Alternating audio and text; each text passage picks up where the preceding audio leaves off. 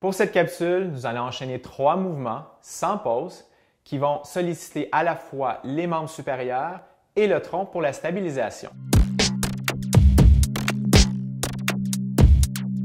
Pendant tout le mouvement, il sera important de toujours avoir une respiration profonde et continue, mais aussi de maintenir une contraction de la sangle abdominale, surtout au niveau du bas de l'abdomen, pour obtenir une bonne stabilisation de l'ensemble du corps.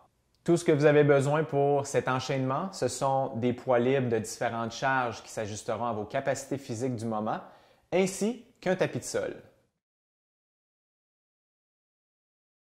Donc, pour le premier mouvement, vous prenez la charge qui vous convient.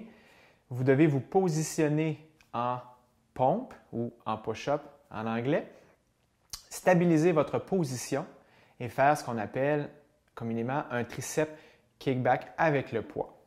Prenez une position assez large au niveau des pieds pour être bien stable. Vous prenez votre poids, repositionnez-vous le plus droit possible et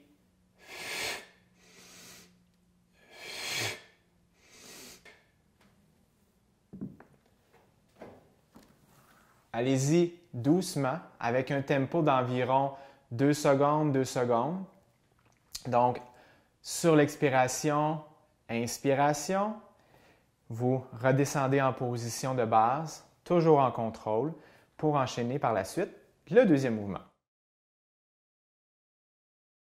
Nous allons travailler plus précisément au niveau des épaules, l'endurance des épaules, aussi la flexibilité de la chaîne arrière, donc tout ce qui touche le dos, l'arrière des jambes et les mollets, tout ça dans le mouvement.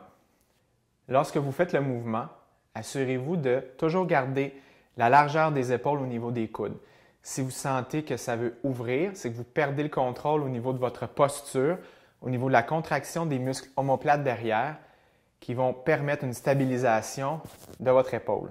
Lorsque vous passez de la position où est-ce que les fesses sont surélevées, où est-ce que ça fait un V, à une position de planche abdominale, vous poussez les talons vers le plancher pour aller faire un étirement des muscles de la chaîne arrière, comme on disait tantôt, des mollets, l'arrière des cuisses et les muscles du dos.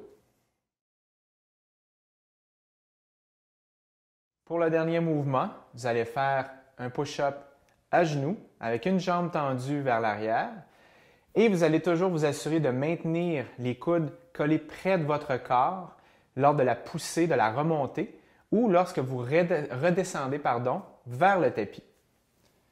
Donc, mains environ sous les épaules, les genoux sont derrière, allongez une jambe, inspirez.